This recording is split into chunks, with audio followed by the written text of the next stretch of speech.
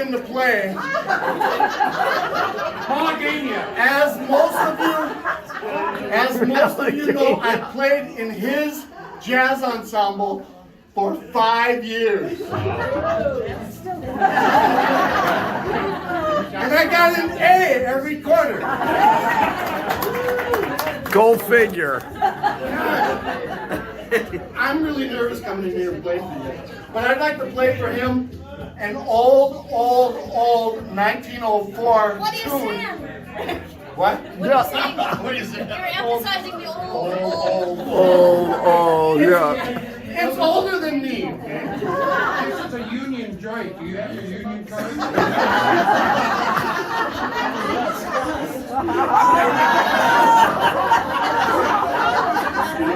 That's a $10 bill. That's a card. We don't know. That's Dan. I just want to tell you how wonderful it is being here. I want to also share with you that you may have recognized, you probably did. I was a greenhorn when I came to Minnesota. It was a new world, a new culture for me, and I was still trying to find my footing in terms of where I was. And I was confused from the time I was born. I wasn't sure what I was going to do when I finished college. So when I finished high school, I decided I was going to be an engineering major and be a builder. And my high school band director completely saw something different in me, and he started working on me from the time that I started on the trombone. I went to Southern University, my undergraduate, and registered in instrumental music. In engineering. My high school band director heard about it and drove about 100 miles and came on campus, found me, dragged me to the music building. Nice. And picked up my mama. What? And came and found me, and I had to go and do an audition. And my mom was not going to have it. And I did the audition, passed the audition, changed my major from engineering to music, instrumental music. So that's how I ended up in music. But I did have a chance to tell my high school band director before he passed away. He was about 91 years old. I went to visit him, and the last thing I told him was, if you had not changed my major, I probably would have a Lear jet parked at the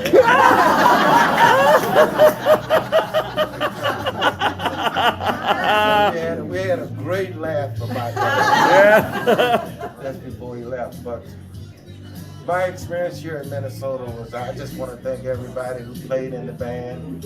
Let you know you guys really challenged me. I wanted to challenge you all the time with all of the different arrangements and things. Mr. Adams, you remember the name Paul Adams? Every summer we would get together and we'd get us a couple of jars of Hennessy. Hanging out. And we would just write for 2 weeks, just sit down and write, and we dealt with every part because we didn't want the horns to be bored in the arrangements. We definitely didn't want the woodwinds just to be playing, doubling the trumpets on the top, so we were always trying to write spaghetti parts for the woodwinds. Spaghetti parts. We wanted to make sure that our trumpet section was going to be challenged, and we knew we were doing fine anytime we saw blood coming from the lid. That we were getting it done. But, I've had the other schools that I worked at, had great experience, but I got my feet on the ground here in Minnesota. Like I said, I was very, very young in the profession, scared to death when I hit town, didn't know if I could get it done or not. But, as my dad always told me throughout my life, and I lived his philosophy, is that once you start something, you don't quit. Yeah. You're in the ocean, you gotta swim, you gotta pedal. If you're out in the middle of the ocean, that was his philosophy. So when I came here, I survived just on my natural talent to be able to do the arrangements, the charts. I see the guys coming along now with the marching bands and all of the drills they do. Yeah. And they just sit down and do this. Yeah. You know, and just type it in. I had to write, I had to put down 250 dots for every sheet. Good God. Unbelievable. Drill chart, sometimes those drill charts would be 45 and 50 pages. Yeah. And you can't afford to make a mistake. Because once you made the mistake, you could do what? You had to go back and start all over. Otherwise, But you always changed it on the ladder. So we would have like chart 7A2. I We mean, would always get it done for you. Steve, let's see, can we do this? We'd always get it done. the one person I remember getting it done when that was a problem was Carol Herman. Anytime that was a problem. where's Carol? Yeah, there you are. Carol would say, "Hey, we've got a collision coming up here, Charlie." You know, but she offered a suggestion to ask, "How do we get around it?" That was- And so, it was just a great learning time for me. Not only as your director, but personally, it was a great learning time for me because it was a different culture completely. And there were a lot of things that were going on that you guys were not even aware of. You didn't have a clue of some of the things that I had to deal with just being a black man in this environment. But I didn't want you to be concerned. You didn't need to know about that stuff. That was something that I had to deal with. And it wasn't anything new to me because I grew up in the South. So I was accustomed to systemic racism and all that. I knew it. Here, I didn't even. With you guys, I never thought about that. We didn't care. It didn't matter with me at all. Didn't matter. Not with us either. And I want to let you know, I never felt anything, any comfortable thing. I had, a couple of students that had some challenges, problems with that, but we'll deal with it. Let's talk about this and let's move on and move on. So it was a great experience for me. And then Dr. Ben, once he accepted me, that just kind of opened doors. Because I wasn't exactly his choice for that position. And which I understand. I didn't hold anything against him for that. But once he found out that I was capable of doing the job, that he came around, and that made life beautiful for him. Right on. So we established a great relationship, and I learned a lot from him. And I made a lot of terrific friends. And I want to thank Al and Mike and Jeff and Al. Al is a go-getter, man. He makes things happen, and that high note was an E instead of No, that was enough. that was an E. It was a concert E flat.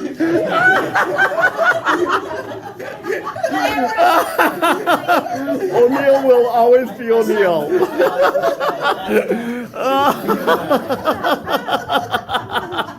I always told you I'd come back and I was like struggling back in college. I'm gonna leave that alone. But, Dan the Maestro is always correct. O'Neill, yes.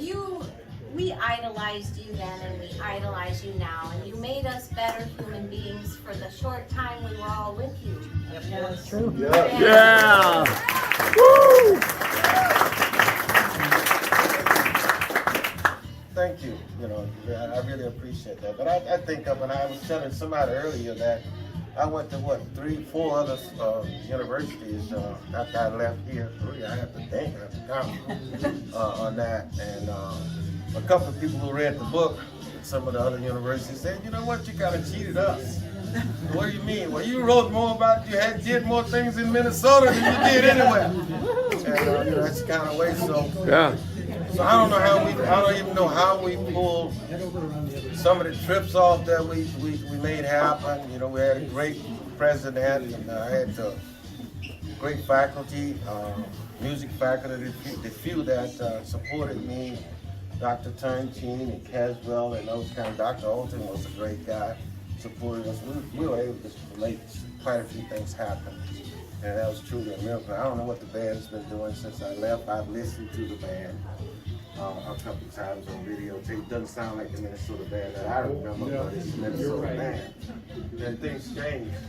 Everybody's got a right to, do their own styles. So you guys be very proud of what you did, because that stuff, some of that stuff we were playing was pretty tough.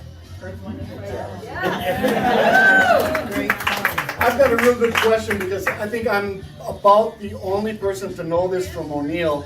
But we were sitting on the beach of Torremolinos in Spain, and you told me the time when you designed the opening block M. You remember that? You said it was on this beach. Probably. So tell them about Probably. that. If you can remember. Don't remember that, but I remember some other interesting things. No,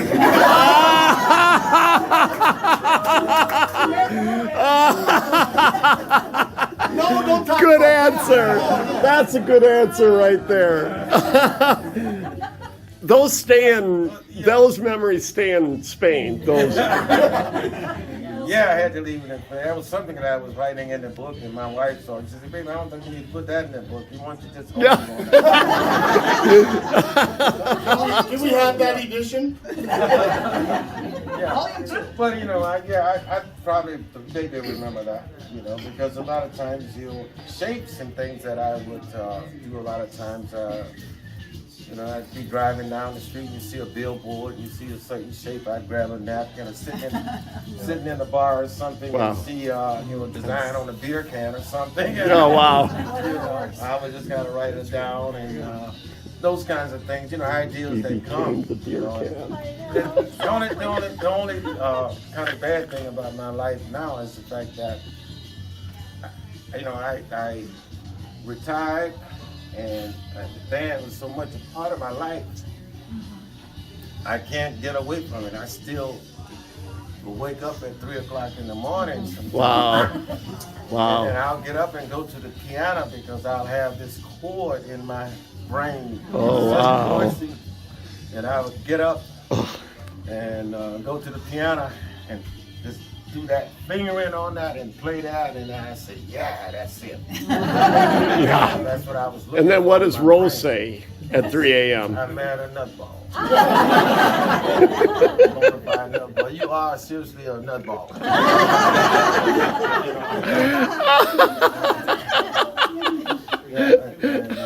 Finally, you know, we kind of upgraded to a mattress, so when I get out of bed now, she can't feel it, you know.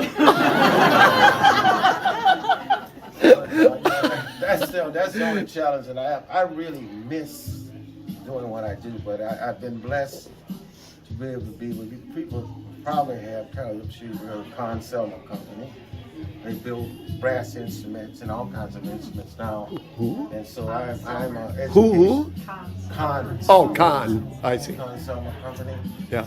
And when I retired, they hired me. They brought me on as an educational consultant and clinician. So I traveled around the country, and Virgin Islands, Bahamas, all over the place. And I'm doing professional development workshops for colleges and universities, high schools. Where are they out of? Con? Where are they out of? Con Selma is Oh, Elkhart, Indiana. I see. Probably Yeah. played a con. Oh, yes. Yeah. So that that's been quite an experience for me, and it's kind of helped me chill down a little bit, a little extra money too, but most of all, it gives me a chance to be busy. And so people say, how you doing on retirement? I said, look, I just told Jeff we were sitting having a breakfast, and make sure that you have something in mind that you want to do when you retire, especially if you're in a profession you like. And you have to go because my schedule when I was band director, time was something that it was far in the distance. Just get the job done and really get it done. So I've had a challenge of learning how to be retired. Oh, wow. I've had a challenge with that. Some people, it's pretty easy, challenge and kick back in the garage and drink beer and, and do that. But that's not my stick. I can't do that yet. Your mind is always going with music, right? Huh? Your mind is always going with music. Yes, something music. Yeah, I said that was it. Would you consider still writing for a marching band? I still write. Oh, you are still writing for marching There are a band? couple bands that my former students who call and say, hey, what do you think about this? And Oh, wow. laying it out for me. Yeah, so I do it. Oh, that's good. You know, yeah, I still do that. And do a little bit of drill. And drill is too. so easy now, you know, with hardware and the whole bit. You know, you sit down to the computer and you change the drill in 5 minutes. Wow. Yeah. Wow. You know, it's a wonderful thing, really. You know, it took me 5 days almost to change the drill back in the day. So I just wanted to take a few minutes and tell you Right guys up until Saturday thank you. morning. And that's what this is. It wasn't about this book at all. It being here, as I told Al, it wasn't about the book. I left in such a rush. For my mama, when I left here, I didn't get a chance to say goodbye or anything to anybody or have a going away party or Wow. you know, something like that. I just left. You know, and this is the opportunity. And when we were here back in August, yeah, that was my first time to really be able to come back and thank all of you and let you know that how important that particular period in my life was. Oh. Well, we're here for you Yeah. because of you. Oh, yeah. Right, That's unless anybody else guaranteed. has something to say. I did one thing, O'Neill, like I told you, when you signed my book, we really missed you when you left. Yeah. I mean, I had you for 2 years, and then I stayed in the band 3 more years. And Yeah. it was tough. Yeah. Not blaming you, you know. But I can't tell you how much us, you know, alumni that had you and then went through the double transition back there that, you know, we still talk about you and how great it was. And there You were know, and how much we missed Yeah. you. Well, that's good to know. That's there was some young band people here who wanted to meet you because of Malagueña. You were like, because they're still playing that. They do. And Birdland. When And the Gophers sweep in hockey, the pep band still, everybody So, gathers in the end they behind wanted- the pep band. They still blast. they that. wanted It's to meet awesome. you. Well, you know, the guy that I have to give credit for that is Red McLeod. Red McLeod. Wow. I was, after once he did the arrangements, I was able to put a little spaghetti in it. change a few colors around and a couple octaves here and there. You know, just make some things. But Red McLeod was a monster. Was a genius.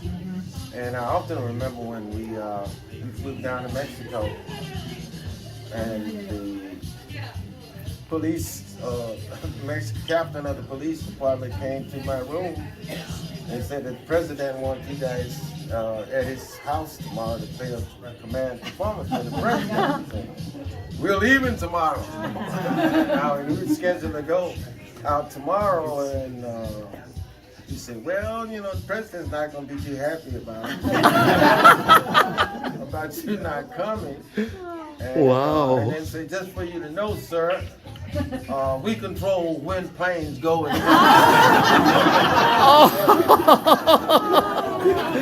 Wow. Since we're on Mexico, next month is the 45th anniversary. Oh, wow. Watch the Oh, band alumni Facebook page. We're going to have pictures up for a whole week of that. interesting. Thanks, Al. Kidding, Al. You were there. It's not in Mexico. you're not I was also on the plane when Red McCall wrote Malagueña. I remember that. Without any kind of instrument, he just wrote it. All the parts. Another thing about I don't think he wrote American Melody. He did the National anthem. national anthem. Yeah. He did the national anthem. But yeah, because that was after. But anyway, yeah, Red just sit out actually, you know, without anything, and then that's kind of the same thing happened to me when I came up here for my interview. band jacket, Carol. My job It's got to interview. be a... Is that my wife was pregnant with my son Christopher, and I had decided I wasn't going to take the trip, and at the last minute I decided to take the trip up here for the interview. Yeah. I was basically afraid, to jump in the ocean, as a matter of speaking. So I left Virginia. I was in Virginia at the time, and I left Virginia in such a rush, I forgot to left my arrangements at home. And then when Dr. Ben picked me up from the airport, and we en route to the hotel, he said, "Neil, where are your arrangements that you're supposed to play for tomorrow?" And I'm saying, "Oh my God, I left them at home just rushing out at the last minute, and I had to go in the hotel that night before the interview and sit down and write arrangements." So my first day of my interview here, I had been up all night. Wow. Writing new arrangements. Yeah, And he called, who was the colleague? Spain reunion. Yeah. Smith Group, and he copied the parts from the scores. And I played, and I was able to get the arrangements, ready. That was, oh my God, was that one hell of a time. But we made it happen. But anyway, I wanted to finish the story in Mexico. And where was I? The president. Runs the plane. Yeah, and I was talking about Red McLeod. That's exactly what's happening. Once we found that, they said, "Hey, no, you go when the president say you go out of here. The president wants you here." So I called, back to the university and told the administration about what was happening. And they said, "Well, it don't sound like you have much of a choice. You're going to have to and do this thing." So for the people on the trip, I just remember that trip. That morning when we came out the hotel, how many motorcycles were in front of the hotel and the buses. You were there, and the police there must have had 50 bikes and 50, Machine guns. And we get to the president's palace, and who was it? Gopher.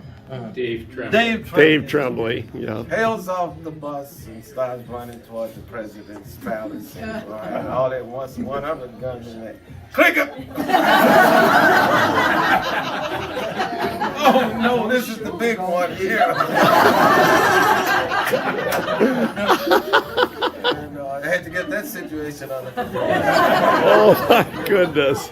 They made him But take his head those, off.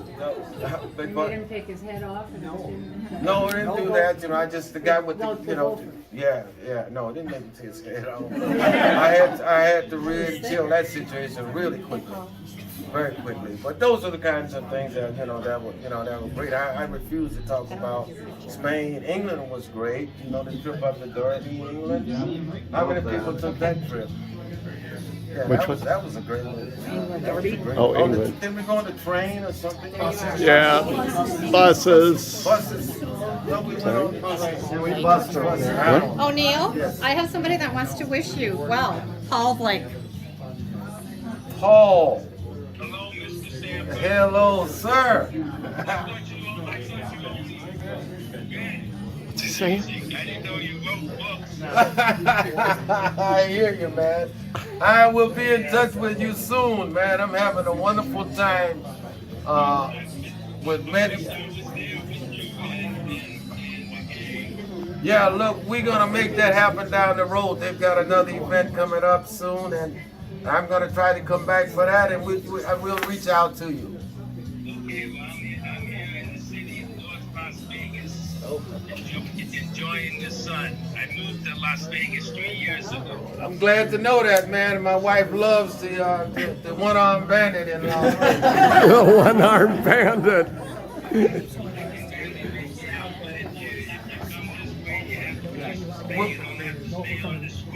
All right, that sounds good, man. We'll be in touch, man. I'm having a great time.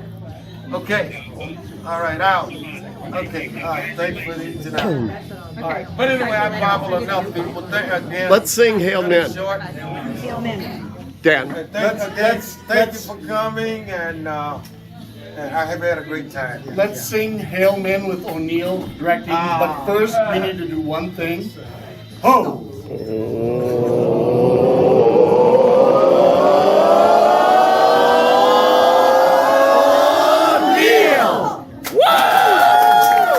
Nice hair. Nice shirt.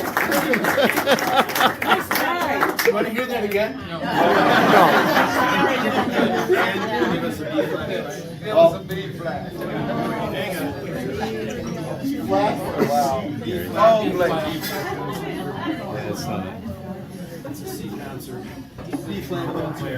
Paul Blake. I was just asking O'Neill. Yeah.